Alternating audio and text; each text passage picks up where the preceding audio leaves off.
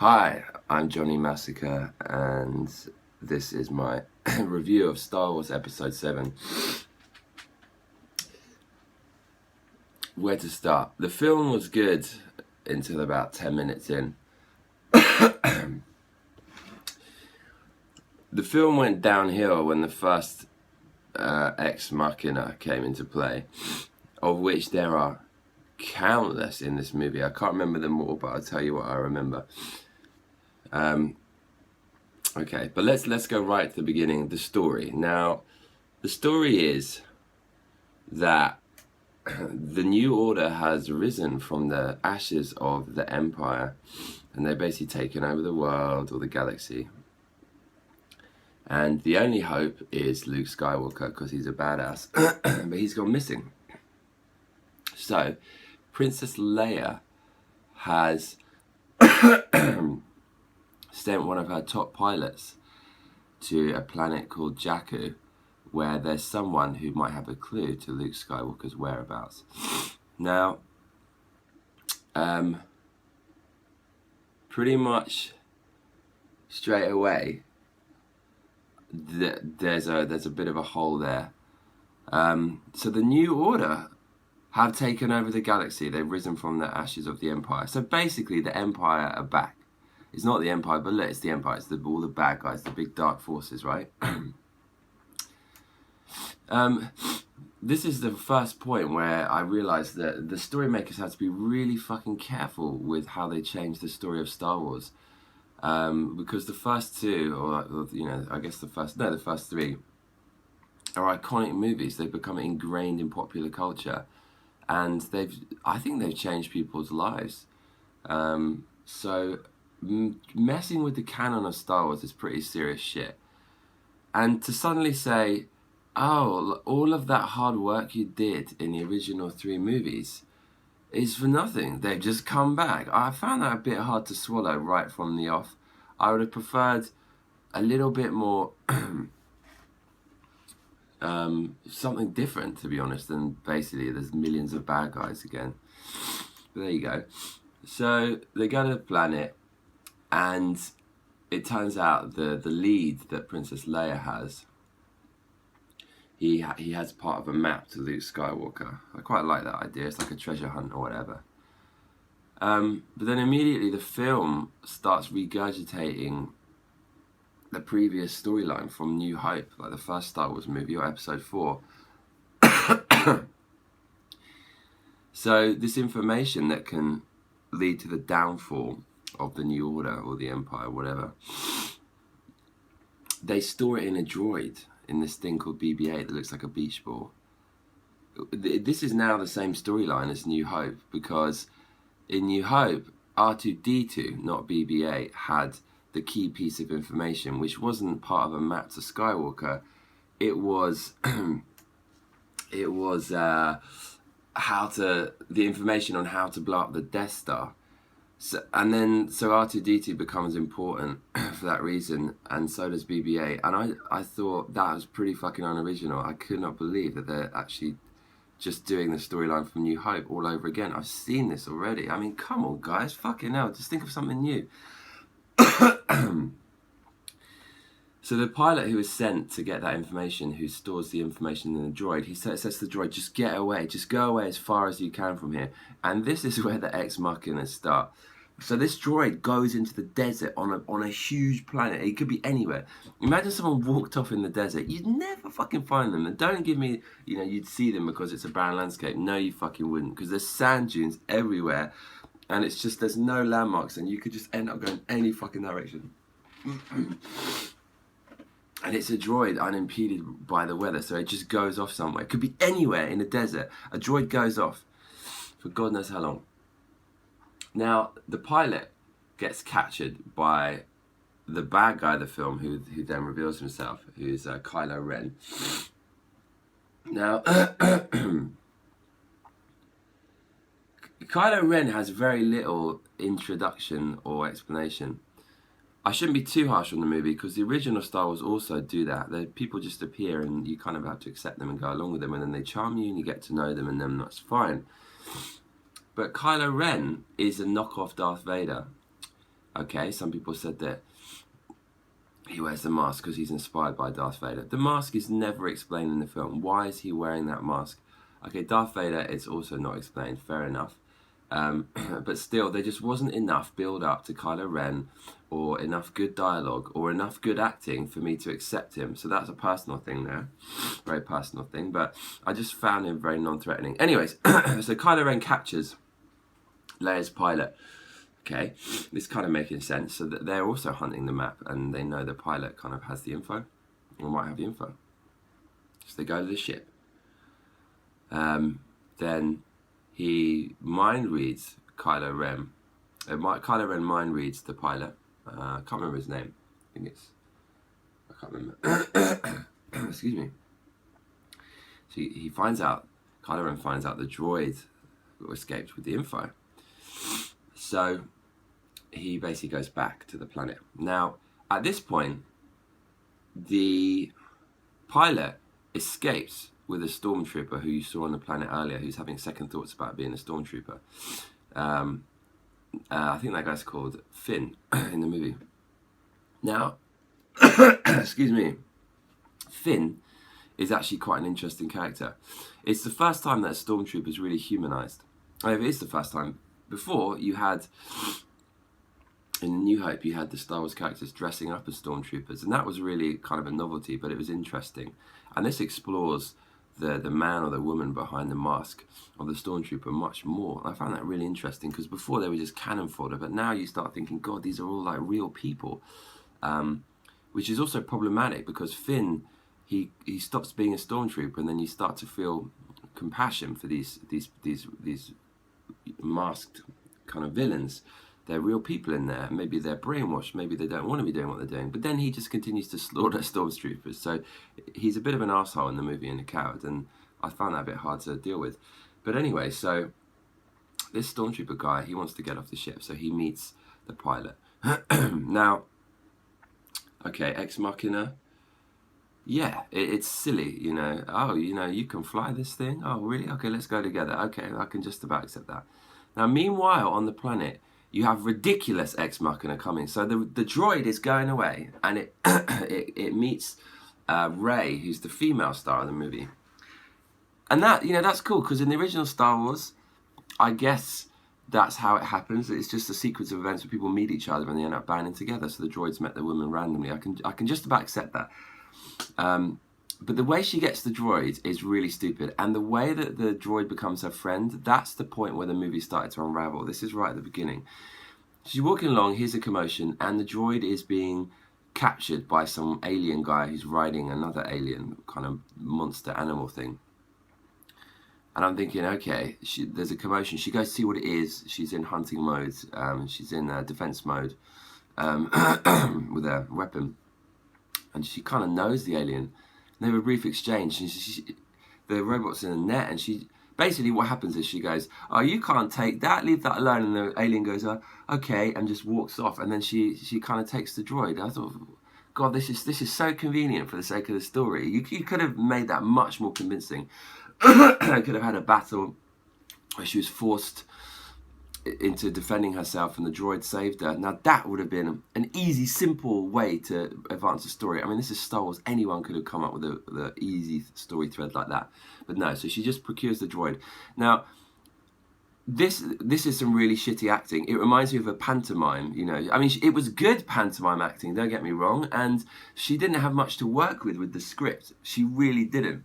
So I'm blaming Abrams, or however you pronounce his name, directs the movie for this. But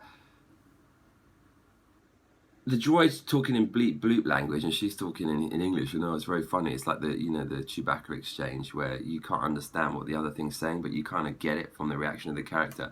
It's very pantomime. Oh, really? You think so? Oh, I don't know. Da da da da. It was really, really, really, really unconvincing. But the most unconvincing part of that is she goes, oh, you can't come with me. And then he goes, bleepity bloop bloop. And she goes, come on then, come with me. And I thought, man, that's just fucking lazy.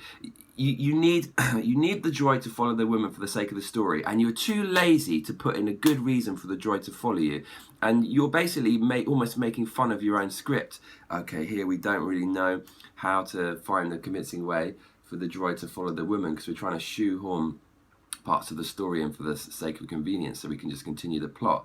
So okay, just come on then, come with me. And that was, you know, the bad acting and the cheesy reason. The ex machina there was really poor.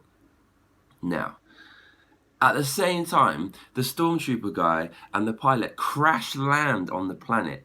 And the guy survives. Fair enough, you know, it's Hollywood, that happens in the original Star Wars. So now the stormtrooper guy, Finn, he's on the planet. He loses the pilot, apparently he's dead, and he walks off. Now, you're seeing this chain of events happening. Okay, I understand random things can happen, and maybe it's the Force bringing people together, but you cannot use that as an excuse for everything. That's just lazy, because it's not in the writing. Oh, it's just the Force. No, I'm sorry. You can't have the convenience. You can't have that much convenience. So what happens next? The guy stumbles upon the droid.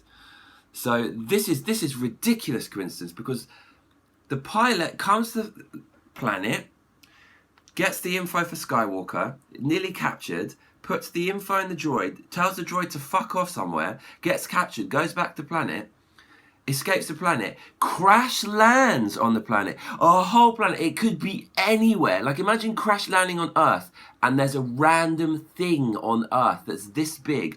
You're never going to go anywhere near that thing.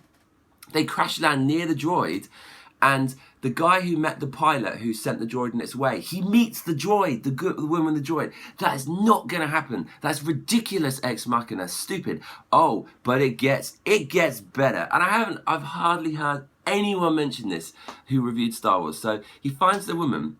Now get this, right? The original Star Wars, meeting with Han Solo by chance on a planet, fine. Like, you meet random people and they end up becoming your mates, fine.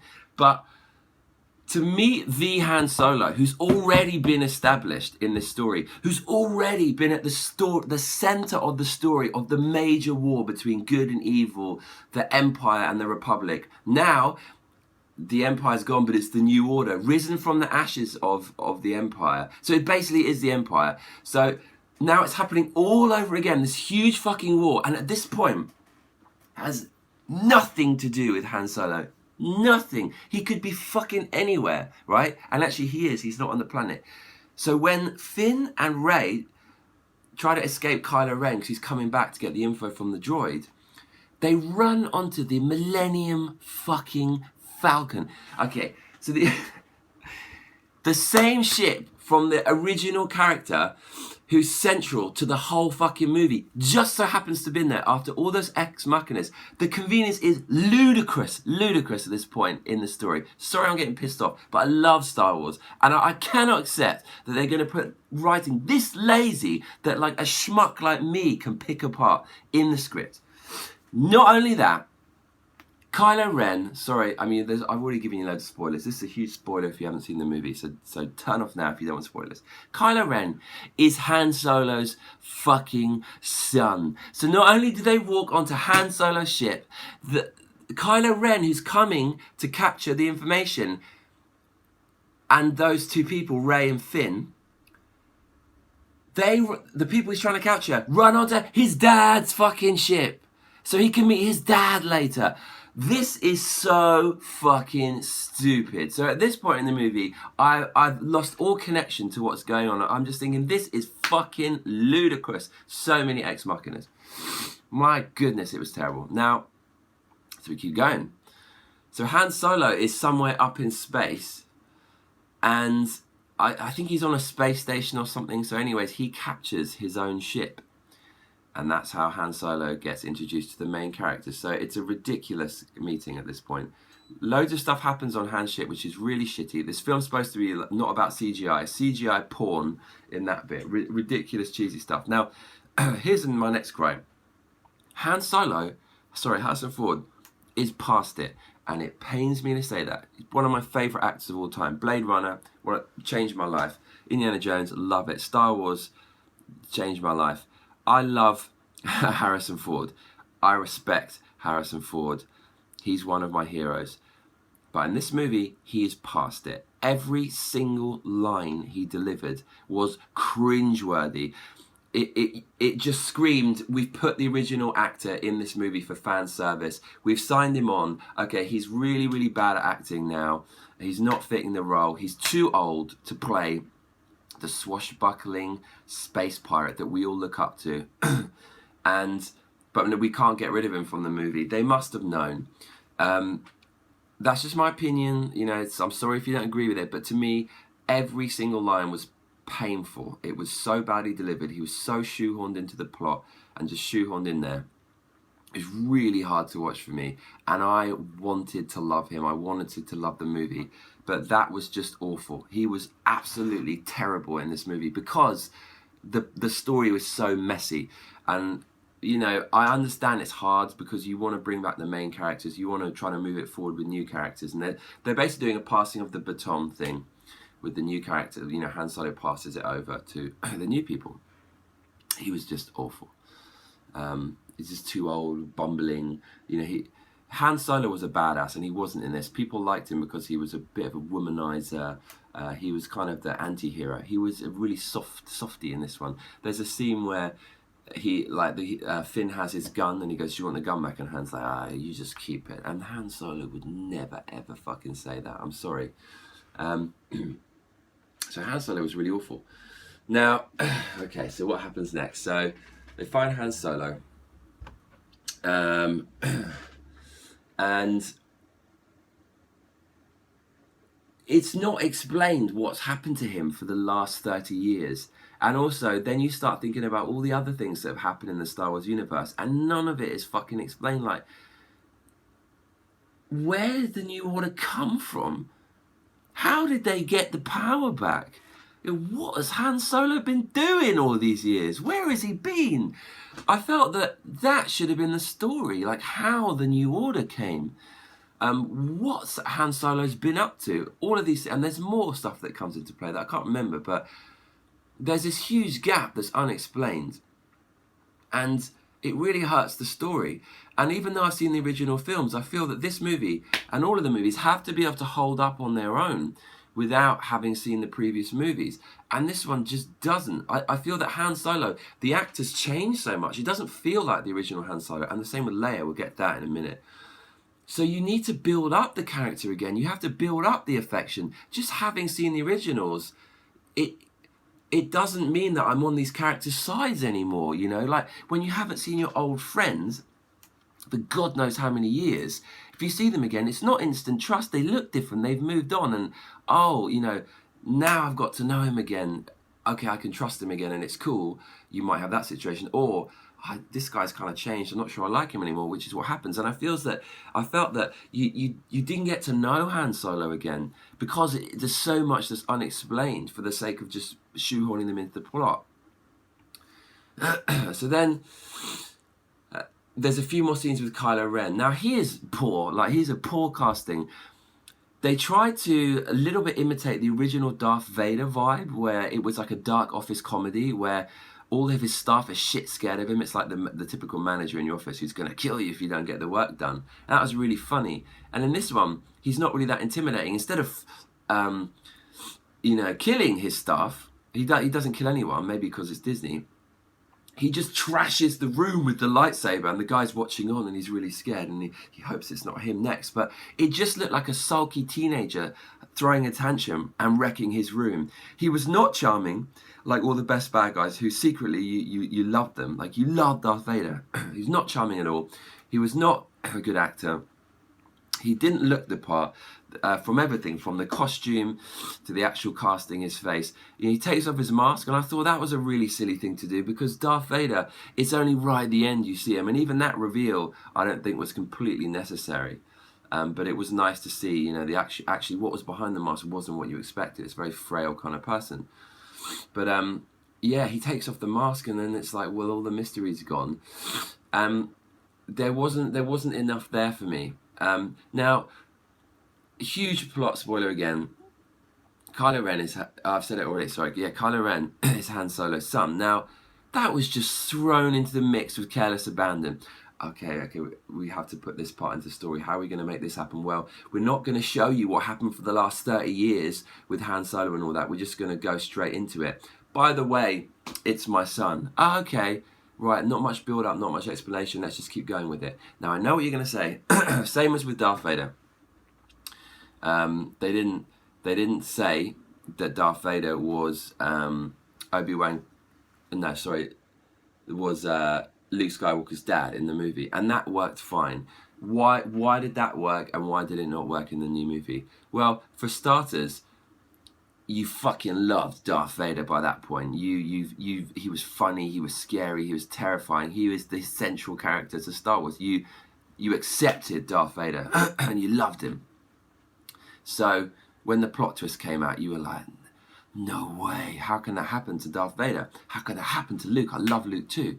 In this movie, you don't give a fuck about Kylo Ren. And your feelings for Han Solo are not really there beyond the nostalgia of the first movie. So again, you kind of feel that your old friend Han Solo, who you've lost touch with, he's almost betraying you there. You don't trust him anymore.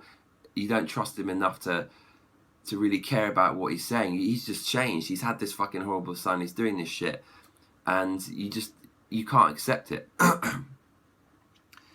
Princess Leia is awful. Same as Han. She's past it, you know. She's absolutely past it. She nailed the role of a kind of unconventionally beautiful, sexy, powerful person in the first film.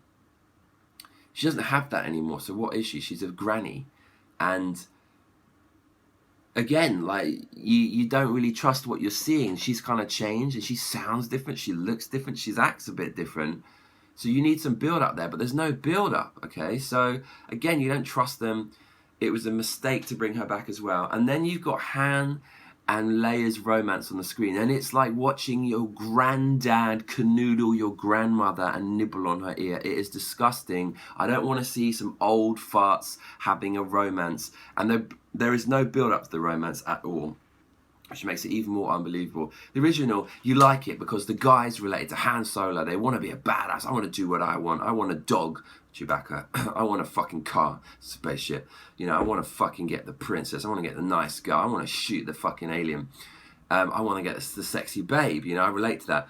And then I'm sure a lot of women related to Princess Leia because she's just fucking badass. You know, she basically won the war herself. She's an amazing strategist. She's a fucking total badass. So those two coming together really worked. In this, like, I don't really care about Han Solo because I haven't got to know him again, and his acting is atrocious, and the same with Leia. And so the whole romance is just shoehorned in. It's happening too quickly. Again, the movie's starting to buckle under the weight of all this fan service and these things that aren't explained. That was really poor. Now, and then, okay, what happens next? In the first Star Wars, there's a Death Star. Death Star was great. It's iconic. Even when they brought it back, a lot of people cited that in the story. I think it was Return of the Jedi, that they brought it back again. Okay, the Death Star was cool, so you made another Death Star. Okay, great. You rehashed part of the original story because the Death Star was cool. Couldn't you think of anything else? So that was kind of poor. And by that, I was absolutely shocked to see they brought back the Death Star again, a third time. You couldn't think up anything different to have another fucking Death Star. Jesus Christ, you got paid to do that, you lazy fuckers. But this time, it's 10 times as big, and it draws its power from the sun. So we're going to attempt to explain this ridiculous thing, which is not necessary. You just need a few lines. I know I've said you have to explain a lot, but to try to explain the unexplainable, this is ridiculous. It draws the power from the sun, and when the sun is burnt out, then it shoots. I mean, fucking hell, guys. So there's another one.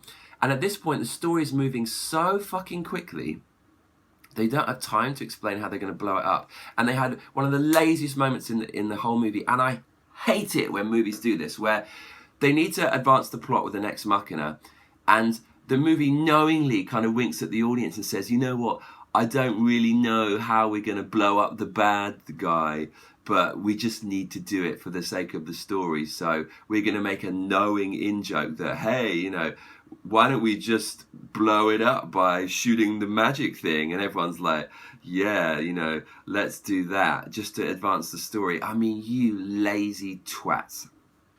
So they would have been able to make an explanation if it wasn't a Death Star. If it was something new that required like a new explanation, it would have been kind of fresh.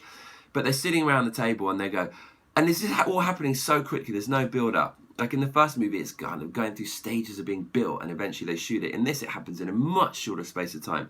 So they go, okay, so we got to blow it up. That usually works, right? It's knowing reference to the fact that you don't have a good explanation of how we're going to end the film or how we're going to make this happen. That was really cheesy. And then they go on to explain, oh, hit the weak spot. So now it's going into New Hope. It's recycling New Hope. It's just fucking terrible. More characters start coming. Oh, there's C-3PO. Oh, hey. Oh, we're in trouble now. He wheels out his kind of lines along the lines of we're doomed and stuff. So that was, total fan service. He had no point in that movie at all. So now the film's getting confused between moving on with new things in the fan service. There's more ex machinas. The robot fucks off again on the Death Star. Rey manages to find the robot in the forest. The fucking Kylo Ren finds her in the forest. The Death Star planet, it's really confusing because there's like snow on it and shit when they go on it. And why, like, is that a different planet? Is that the Death Star? Why would they put snow on I couldn't quite work that bit out. It was really, really confusing. So now it kind of goes towards the end of the movie, so they need to blow up the Death Star. Now, it gets even more ridiculous. Han Solo and Chewbacca blow up the whole fucking Death Star on their own. They just walk in there, plant some bombs, and blow the whole fucking thing up. Now, they're not even with any Jedis who've realised their Force powers yet. In the original, they're with Skywalker, who's had some kind of basic training. So he can fuck people up, right? And they're kind of with Leia, who has some powers, right? And Rey has powers in this, but Rey's not there. It's fucking just Chewbacca and Han Solo. And they just roll in there, set the charges, and blow it up. That's fucking ludicrous and lazy. How could you put that in the movie? How did this slip through in a movie that's probably going to end up being the biggest movie of all time? That's probably why, because they're resting on their laurels and they knew they fucking had enough shit in it. Enough for the trailer to get people to see it, and they had enough money to pay off all the bent journalists via their shitty PR companies because they're too scared to give it a shitty review, so they won't be invited to the fucking nice red carpet, any future movies, and the nice lunch buffet bullshit. So that happens. Now, in the meantime, Rey gets captured. Now, this is where it gets fucking ludicrous. Now, the original Star Wars, there was so many plot holes, but you accepted it because the characters were so good, the chemistry was so good, you could let it slide. The dialogue was so good, so memorable. This film doesn't have the same shit, and look, it's not easy to do that. It's hard to replicate that. But look, this is just turning into The Hobbit, where they're spreading it thinner and thinner. It's just becoming clearly obvious. The first two movies, maybe the third one, were so great. There's nothing more than that. The third movie, Return of the Jedi, there's a Death Star in it again. They're recycling in it. You can't spread it any thinner. This is turning into the fucking Hobbit in space. Jesus Christ, that's what it's become. Anyways, so Rey is captured, and now, as I said, the original movies, there are plot holes, and one of the plot holes is Luke Skywalker gets his Jedi training really fucking quickly. We don't know the exact timing of his training by Yoda, but I was reading about it. It can't be more than half a year. It's probably like a month, or it could be even less, like 3 weeks. So he faces Vader with hardly any training and gets his ass handed to him. That scene kind of looks like Vader's toying with him. He fights with one hand. I think maybe he always does, but maybe not. He fights with one hand, and he's just repelling him, trying to get him to come to the dark side, not trying to kill him. And at the end, when he lets Luke get ahead of himself and he strikes Vader's arm, Vader immediately severs his hands because he's totally beyond him. Vader is the most force-sensitive individual in the history of Star Wars. He's had thousands, tens of thousands of hours of training from the Emperor, which is fucking obvious. He is the most powerful force-sensitive guy ever, and he's a total badass. He's mastered the Force.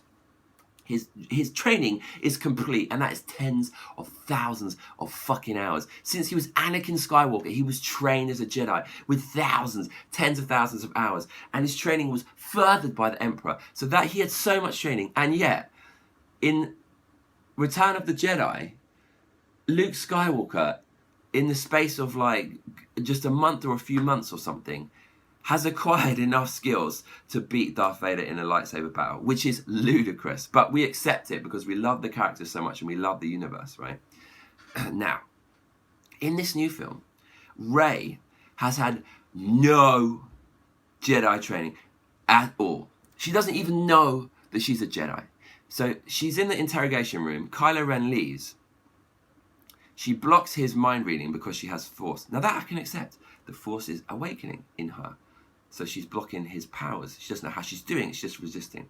After that, she uses the I forgot what it's called, but the Force where you get someone to do what you want. So these are not the droids you are looking for. These are not the droids I'm looking for. Jedi mind trick. She uses a Jedi mind trick. She has no idea what a Jedi mind trick is. Don't try to tell me the Force is going to her to kind of tell her to use a Jedi mind trick. That is not an excuse. That is not in the story, and that is not in the fucking script, because it's just not there. That's like the religious argument. Oh, but God said it was true, or God meant it. Bullshit. There's an explanation. It could be a simple one, like in the original Force. What is the Force? Oh, it's a magical energy that binds living things, blah, blah, blah. That's all you need. You need some kind of explanation. She used a Jedi mind trick. Fucking stupid. Then after that, they basically escape.